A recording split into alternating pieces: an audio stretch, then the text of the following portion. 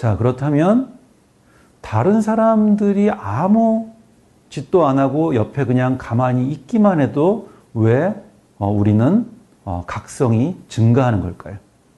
그것에 대한 몇 가지 설명들이 존재합니다. 자, 첫 번째는 다른 사람이 옆에 있게 되면 내가 예측하지 못했던 그런 일이 발생할 가능성이 매우 커진다는 거죠. 그래서 유기체는 혼자 있을 때보다 주변에 다른 사람들이 있을 때 그 사람을 무의식적으로 경계하게 되는데, 이런 경계하는 과정에서 각성이 증가한다고 하는 겁니다. 여러분들 락 가수나 밴드를 하시는 분들, 이렇게 공연을 하시는 분들 공연담 들어보면 열심히 노래 부르고 있는데 갑자기 관객 중에 누가 뭘 던지기도 한다고 그러죠. 자, 주변에 다른 사람들이 있다라고 하는 건 나한테 어떤 일이 벌어질지 모르는 겁니다.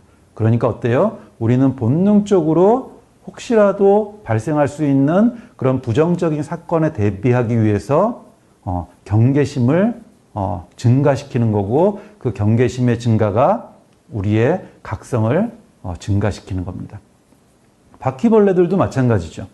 여러분들 바퀴벌레가 먹이를 발견하고 했어요. 그래서 혼자서 열심히 먹고 있는데 주변에 다른 바퀴벌레들이 이렇게 지나가기 시작했어요. 그럼 어떻게 될까요? 다른 바퀴벌레들 중에 어떤 친구가 와가지고 이 바퀴벌레가 찾았던 먹이를 뺏어갈 수도 있다는 거죠. 그래서 바퀴벌레는 혼자 있을 때는 경계심을 늦췄다가 다른 바퀴벌레가 옆에 주변에 있을 때는 자동적으로 경계심을 증가시키게 되고, 그래서 각성이 증가한다는 겁니다. 그래서 이런 단순한 각성, 타인의 존재는 무조건적으로 각성을 유발시킨다라고 하는 이런 설명은 바퀴벌레와 같은 하등 동물의 경우에도 타인의 존재가 각성을 유발시켜서 사회적 촉진과 억제 현상을 유발할 수 있다라고 하는 걸 설명할 수 있습니다. 자, 여러분들, 타인의 존재가 각성을 일으키는 두 번째 이유는, 특히 이런 거는 사람들한테 주로 적용되는 건데요. 타인의 존재가 평가 불안을 일으킨다라고 하는 거죠. 자, 사람들은 주변에 있는 사람들이 자신을 평가한다고 생각하기 때문에 잘해야 되겠다라는 생각을 하게 되고, 그래서 걱정을 하게 된다는 겁니다. 그래서 타인의 존재는 사람들로 하여금 저 사람들이 나를 평가할지도 몰라 라고 하는 평가 불안을 야기하기 때문에 각성을 증가시킨다라고 하는 거죠. 그래서 연구들을 보면 주변에 있는 다른 사람들이 자기 자신을 평가하고 있는 사람이라고 믿고 있을 때 그냥 아무런 생각 없이 쳐다보고 있다고 생각할 때보다 훨씬 더 각성이 증가하고, 그 결과 사회적 촉진과 억제 현상이 나타난다라고 하는 사실들을 보고하고 있습니다. 저 같은 경우도 이제 대학원이나 대학교 신입생들 면접을 볼 때요, 맨 처음에 이제 긴장을 완화시켜 주려고 농담도 하고, 사소한 이야기도 하고 이렇게 이제 면접을 시작을 합니다.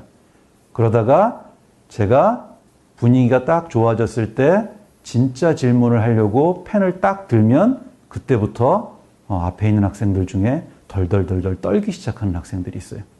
자, 맨 처음에는 농담도 잘하고 저랑 대화를 잘했어요. 왜요?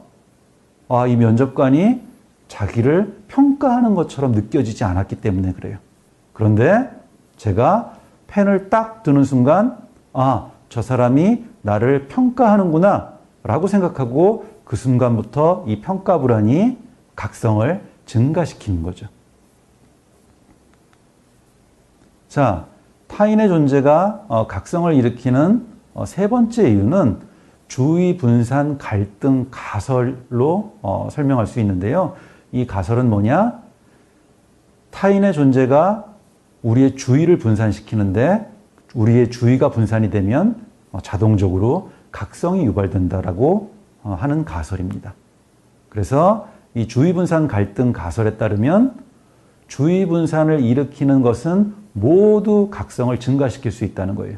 그래서 사람들은 기본적으로 하나의 과제에 주의를 둬가지고 그 과제를 성공적으로 수행하려고 하는데 주의가 분산되면 두 가지 일에 동시에 주의를 집중하는 것이 방해가 되죠. 그래서 심리적인 갈등을 경험하게 된다고 합니다. 그러니까 나는 한 가지 일에 주의를 집중시켜서 성공하고 싶은데 지금 여러 가지 일이 있어요. 그러면 주의가 분산이 돼요. 그럼 어떻게 돼요? 심리적으로 내가 주의를 집중하지 못하기 때문에 갈등을 겪고 이 갈등이 각성을 증가시킨다는 거죠. 그래서 이 주의분산 갈등 가설에 따르면 타인의 존재뿐만이 아니고 주의분산을 시키는 모든 것은 다 각성을 증가시킵니다. 그래서 여러분들 가끔 공부하실 때 이어폰으로 음악 들으면서 공부하시는 경우 있죠? 여러분들 음악 들으면서 공부하면 책에 집중할 수 있나요? 쉽지 않습니다. 왜냐하면 주의 분산이 이루어지기 때문에 그래요. 그래서 책과 음악에 동시에 집중할 수 없기 때문에 심리적으로 갈등하게 되고 이 갈등이 각성을 증가시킨다는 거죠. 그 결과 사회적 촉진과 억제 현상이 유발될 수 있다라고 하는 겁니다. 자, 여러분들 사회적 촉진과 억제 현상은 그렇다면 도대체 우리가 어떤 곳에서 어떤 방식으로 공부를 할 때 훨씬 더 효과적으로 학습할 수 있을까에 대한 질문에 답을 줄 수가 있습니다. 여러분들 도서관에서 공부할 때 공부가 더 잘 되세요? 아니면 커피숍에서 약간 소음을 들으면서 공부할 때 공부가 더 잘 되세요? 예, 사람마다 다 다른 답을 이야기를 할 것 같은데요. 그럼에도 불구하고 사회적 촉진과 억제 현상에 따르면 아주 조용한 도서관, 약간 소음이 있는 커피숍 중에 어떤 곳이 공부하기에 더 좋은 장소냐? 그건 바로 여러분들이 공부하려고 하는 것이 얼마나 어려우냐에 따라서 달라진다는 거죠. 그러니까 무엇을 공부하려고 하느냐에 따라서 효과적인 장소가 달라질 수 있다는 거예요. 그러니까 만약에 여러분들이 이미 알고 있는 내용, 그래서 쉬워요. 예를 들면 예습보다는 복습이 훨씬 더 쉬운 과제죠. 예습은 선생님이 가르쳐 주시기 전에 내가 먼저 하는 거니까 어렵습니다. 하지만 복습은 이미 배운 거예요. 그래서 그걸 다시 반복하는 거기 때문에 상대적으로 쉬운 과제라고 할 수 있습니다. 그래서 우리가 이미 배운 내용, 내가 알고 있는 내용, 그래서 쉬운 과제 같은 경우에는 커피숍처럼 약간의 소음이 있어서 우리를 각성시키는 그런 곳에서 할 때 훨씬 더 효과적으로 학습하는 게 가능해진다는 거죠.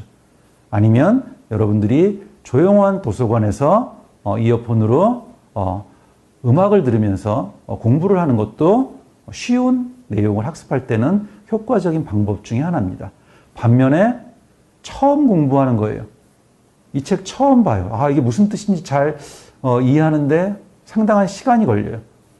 이런 어려운 내용을 학습할 때는 소음이 있는 곳보다는 혼자서 또는 도서관처럼 완벽하게 조용한 곳에서 학습을 하는 게 훨씬 더 효과적이라는 거죠.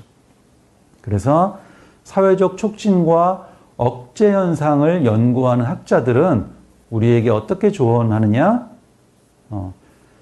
처음 하는 공부는, 특히 시험 공부를 할 때 공부는 혼자서 하고, 여러분들 스터디 그룹 만들어서 막 토론하면서 공부하기도 하죠. 그런 스터디 그룹은 마지막에 내가 완벽하게 공부를 한 상태에서 정리나 테스트를 할 때 활용하라고 이야기를 합니다. 그래서 공부는 혼자서 하고 시험 내용을 정리할 때 스터디 그룹을 활용하라고 하는 거죠.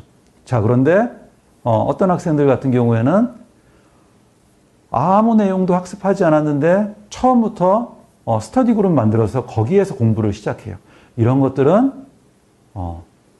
여러분들이 새롭고 어려운 내용을 학습할 때는 오히려 방해 요소로 작용할 수 있다는 겁니다.